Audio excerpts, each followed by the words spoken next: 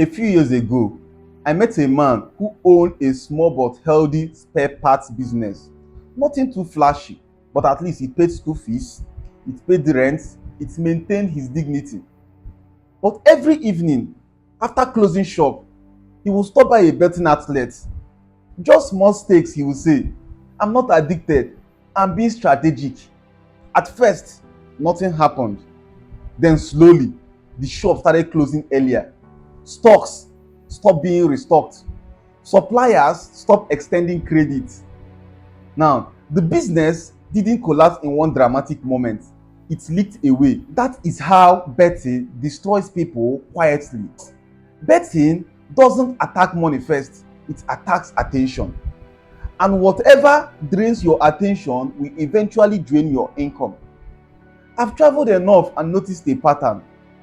In poor neighborhoods, betting shops are positioned like home centers, bright lights, big promises, easy languages.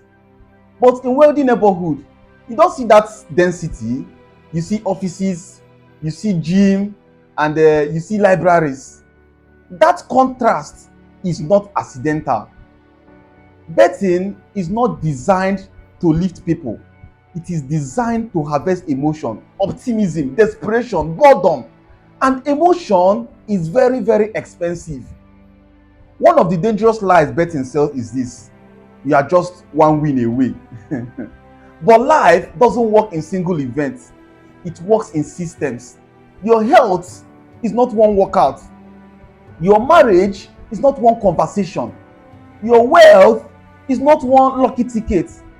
Poverty survives where people wait for moments instead of building processes. Now, let me tell you another story. I once sat next to a young man on a flight, sharp mind, curious, hungry. He told me he was unemployed but working on a system, betting football. He could recite odds faster than some analysts recite data.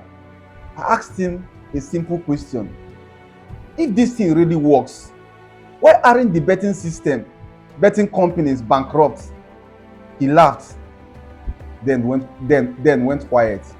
Because that is the moment many people realize the truth. The house doesn't beat you by cheating, it beats you by patience. Institutions can wait forever, poor people cannot. Betting teaches the worst possible financial habits, separating reward from effort. You stop asking questions like, what skills am I developing? And start asking questions like, what are my chances today?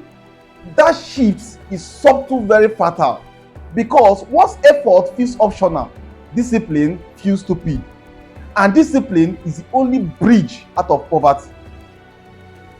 There is also something psychological people avoid talking about. Betting rewires the brain. Betting rewires how the brain handles loss. Now, in normal life, loss teaches restraint. But in betting, loss teaches chasing. One more, you can recover. That sentence has buried more future than bad luck ever did. I've seen men lose businesses not because they lacked intelligence, but because they believed luck owned them a refund. Betting also compresses time. It trains you to live in a short windows. Today's game, tonight's results, this weekend's odd. But wealth requires long vision. Anyone trapped in survival mode cannot invest properly. And betting keeps people in survival mode even when they don't need to be. Now, here is the hardest truth I've learned. Betting doesn't make you poor. It keeps you poor-minded. It keeps you reacting instead of planning, hoping instead of preparing, watching instead of building. Every hour spent studying odd is an hour not spent mastering a skill, nurturing a business, strengthening a network. And time, not money, is the real currency of escape. Now, one last story. I knew a man who stopped betting after a heavy loss. Not because he became wise, but because he became tired. Many years later, he told me something that I will never forget. He said, the worst part wasn't the money I lost. It was realizing I outsourced my future to probability. That sentence stayed with me because no one escapes poverty by chance.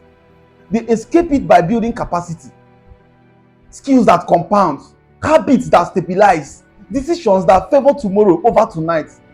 Betting offers excitement, but excitement never built a legacy. So when people ask me, is betting really that bad? I say this: anything that promises elevation without transformation is not an opportunity. It's just like a Ponzi scheme.